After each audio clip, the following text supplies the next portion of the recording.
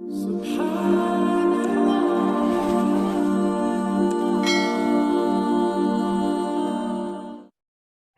بالله من الشيطان الرجيم. بسم الله الرحمن الرحيم. قل اللهم مالك الملك تؤتي الملك من تشاء وتنزع الملك ممن تشاء وتعز من تشاء وتذل من تشاء بيدك الخير. الآية. ஒரு தடவை ரசூலுல்லாஹி ஸல்லல்லாஹு அலைஹி வஸல்லம் அவர்களிடத்தில் முஆத் ரலியல்லாஹு தஆலா அன்ஹு அவர்கள் வருகிறார்கள். வந்து தங்களுக்கு அதிகமான கடன் இருப்பதாக முறையிடுகிறார்கள். கடன் அப்படிங்கிறது வாழ்க்கையினுடைய சில சமயங்களில் அத்தியாவசியமாகி போய்விடுகிறது. கடன் வாங்காமல் ஒரு காரியத்தை செய்ய முடிவதில்லை, கடனை விட்டும் தப்பிக்கவும் முடிவதில்லை.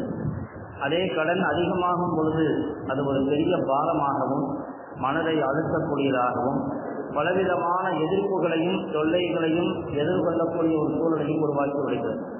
அப்படிப்பட்ட ஒரு சூழலில் தான் முஆத் இப்னு ஜபல் ரலியல்லாஹு அன்ஹு அவர்கள் ஸல்லல்லாஹு அலைஹி வஸல்லம் அவர்களிடத்தில் வர்றாங்க. இது மாதிரி கடன் நிறைய இருக்குது யாரும் சொல்லலாம்னு சொன்னாங்க. ஸல்லல்லாஹு அலைஹி வஸல்லம் அவர்கள் சூரா அல் பக்ராவில் வரக்கூடிய ஒரு வசனத்தை சொல்லி காட்டுகிறார்கள்.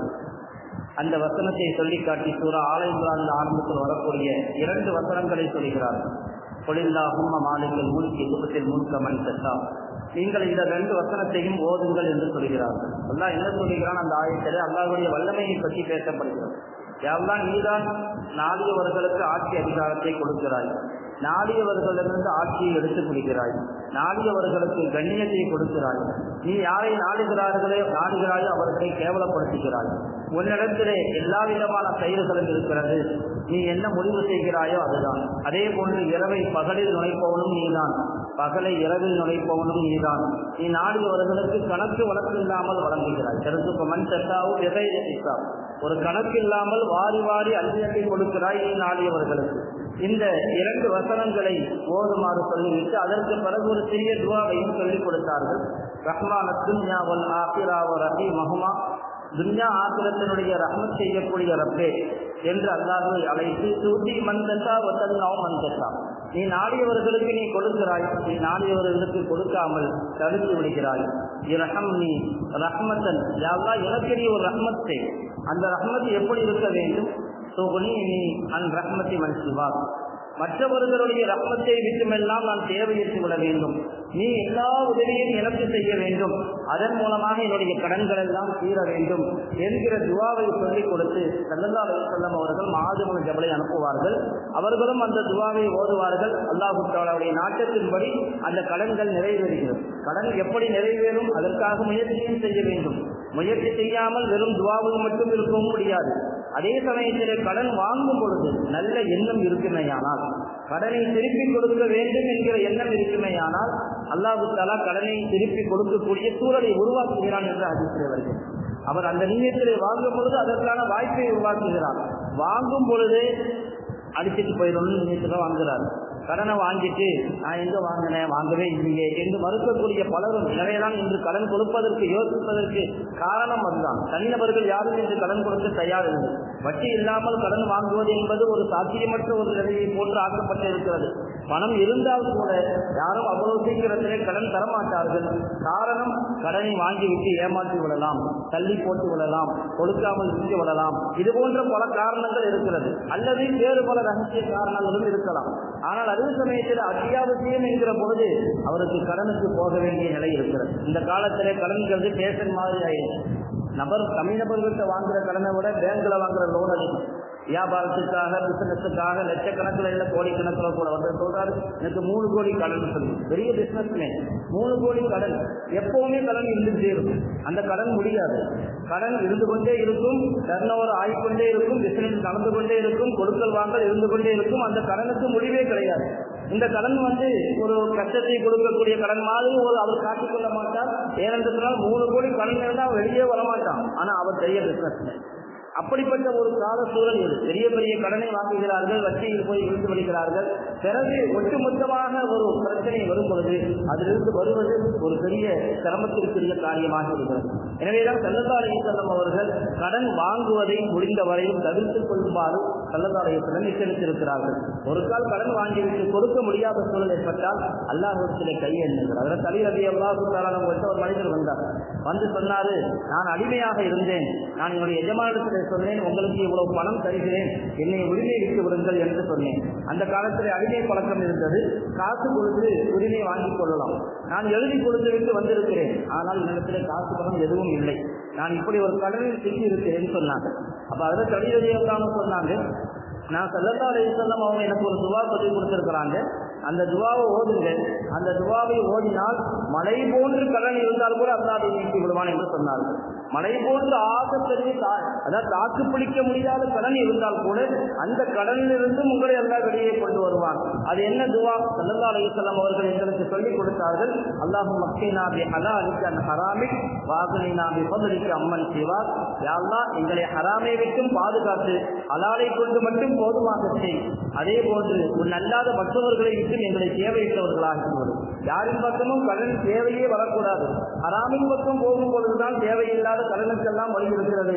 இந்த துவாவை ஓதுங்கள், அல்லாஹ் ஆகப்பெரிய கடன் இருந்தாலும் அதையும் அல்லாஹ் தஆலா நிறைவேற்றி வைப்பான் என்று சொல்லிக் கொடுத்தார்கள் ஸல்லல்லாஹு அலைஹி வஸல்லம் அவர்கள். அவர்களும் அதை ஓத ஆரம்பித்தார்கள். இப்படி சில துவாக்களை சொல்லி ஓத வைப்பதற்கு காரணம் அவர்களுடைய மன அழுத்தத்தை குறைப்பதற்காக.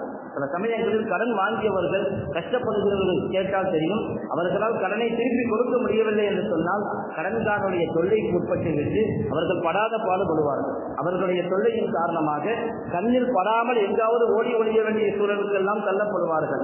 ஒரு கால் வேணுமென்றே தள்ளி போடுபவர்கள் ஒரு பக்கம் இருந்தாலும் தங்களால் கடனை நிறைவேற்ற முடியாதவர்கள். அப்படிப்பட்டவர்கள் இக்கட்டான சூழல் வரும் பொழுது அவர்களுக்கு மன அழுத்தத்திற்கு உள்ளாகி, டென்ஷனுக்கு உள்ளாகி பலவிதமான முடிவுகளையும் கூட எடுக்க நேர்ந்துவிடும். ஸல்லல்லாஹு அலைஹி வஸல்லம் அவர்கள் ஒரு தடவை மஸ்ஜித் நபவிக்கு வர்றாங்க. உள்ளுக்குள்ள அபூ உமாமா அல் பாஹிலி ரலியல்லாஹு உட்கார்ந்து இருக்கிறாங்க. ஆனா அது தொழுக நேரம் இல்லை. கேட்டாங்க அபூ உமாமாட்ட, எப்பா அபூ உமாமா, இது தொழுக நேரம் இல்லை, ஈ பக்தி சலாம், இன்னைக்கு எதுக்கு உட்கார்ந்து இருக்கிறீங்கன்னு கேட்டாங்க. அப்போ அபூ உமாமத்துல் பாஹிலி சொல்றாங்க, யா ரசூலல்லாஹ் தியூனுல் லஸிமத்னி வ ஹுமூமுன், எனக்கு அவசியமாகிவிட்ட ஏராளமான கடன்கள் இருக்கிறது, நிறைய கடனில் சிக்கி இருக்கிறேன், அதனால் ஏற்பட்ட ஒரு பெரும் கவலையில் நான் ஆட்பட்டு இருக்கிறேன். அதனால பள்ளிவாசல்ல வந்து உட்கார்ந்துட்டாங்க. அவர்களுக்கு ஒரு வழி தெரிஞ்சிச்சு, அவனுடைய மன அழுத்தத்தை போக்குவதற்கு பள்ளிவாசல்ல வந்து உட்கார்ந்தாங்க. காரணத்தை சொன்னாங்க. ஸல்லல்லாஹு அலைஹி வஸல்லம் சொன்னார்கள், அங்கே உணர்த்தினார்கள், வெறுமனே பள்ளியிலே உட்கார்ந்திருந்தால் மட்டும் கதை நடக்காது, நீங்கள் அல்லாஹ்விடத்திலே துவா செய்யுங்கள், அதற்கு பிறகு முயற்சியும் செய்ய வேண்டும். ஸல்லல்லாஹு அலைஹி வஸல்லம் அந்த சமயத்தில் ஒரு துவாவை சொல்லிக் கொடுத்தாங்க. அல்லாஹும்ம இன்னி அஊது பிக்க மினல் அஜ்ஸி வல் கஸல் வ நஊது பிக்க மினல் ஜுபனி வல் புக்ல் வ நஊது பிக்க மின் கலபத்தி தைனி வ கஸரி ரிஜால். யா அல்லாஹ், நான் இயலாமையை விட்டும் பாதுகாப்பு தேடுகிறேன், சோம்பேறித்தனத்தை விட்டும் பாதுகாப்பு தேடுகிறேன், கோழைத்தனத்தை விட்டும் பாதுகாப்பு தேடுகிறேன். இதையெல்லாம் ஸல்லல்லாஹு அலைஹி வஸல்லம் எதுக்கு சொல்லிக் கொடுக்கிறாங்க? கடன் நீங்குவதற்கு. ஏனென்றால் சோம்பேறித்தனமும் கோழைத்தனமும் இருக்கிறதே சம்பாதிப்பதை விட்டு ஒதுக்க வேண்டும். கடன் வாங்கிக் கொண்டே இருப்பது வேலை அல்ல.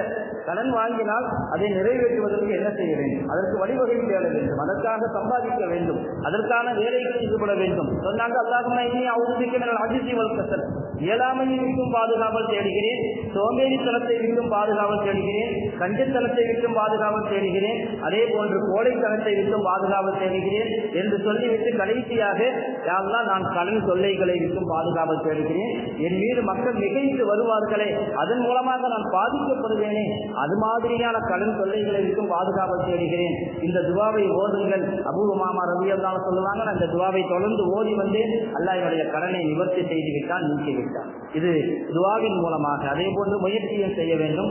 சமுதாயத்தில் யார் கடன்பட்டு உண்மையிலேயே கஷ்டப்பட்டுக் கொண்டிருக்கிறார்களோ அவர்களுக்காக உதவி செய்யக்கூடிய ஒரு நிலை இருக்க வேண்டும். அவர்களால் வாழ்வதற்கான அத்தியாவசிய தேவைக்கு கூட வழி இல்லை என்று சொன்னால் அவர்களுக்கு தொழில் தெரியும் என்றால் தொழில் செய்வதற்கு ஏற்பாடு செய்ய வேண்டும். ஏதாவது தொழில் கருவிகளை வாங்கி கொடுக்க வேண்டும். அவர்களை பொதுவாக ஜக்காத்து கொடுப்பாங்க, உதவி செய்வாங்க, பணம் கொடுப்பாங்கன்னா அதுக்கும் அவர் எதிர்பார்ப்பார் நமக்கு பணம் தருவார்.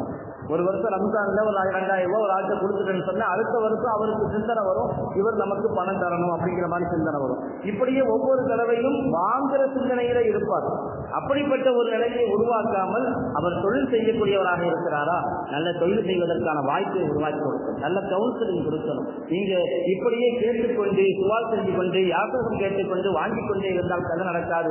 நீங்களாக உங்களுடைய காலில் நின்று முன்னேறி வர வேண்டும் என்பது போன்ற கவுன்சிலிங் கொடுத்து அவர்களை முன்னேற்றி கொண்டு வருவது ஒரு சமுதாயத்தினுடைய கடமையாகவும் இருக்கிறது. எனவே அல்லாஹ் தஆலா நம்மை எல்லா விதமான கடன் தொல்லைகளை விட்டும் பாதுகாத்தல்வானாக, கடன் வாங்கக்கூடிய நிர்பந்தங்களை விட்டும் அல்லாஹ் நம்மை பாதுகாத்தல்வானாக, எல்லா வகையிலும் பொருளாதாரத்தை ஹலாலானதாகவும் பரக்கத்தாகவும் அல்லாஹ் கொடுத்தல்வானாக.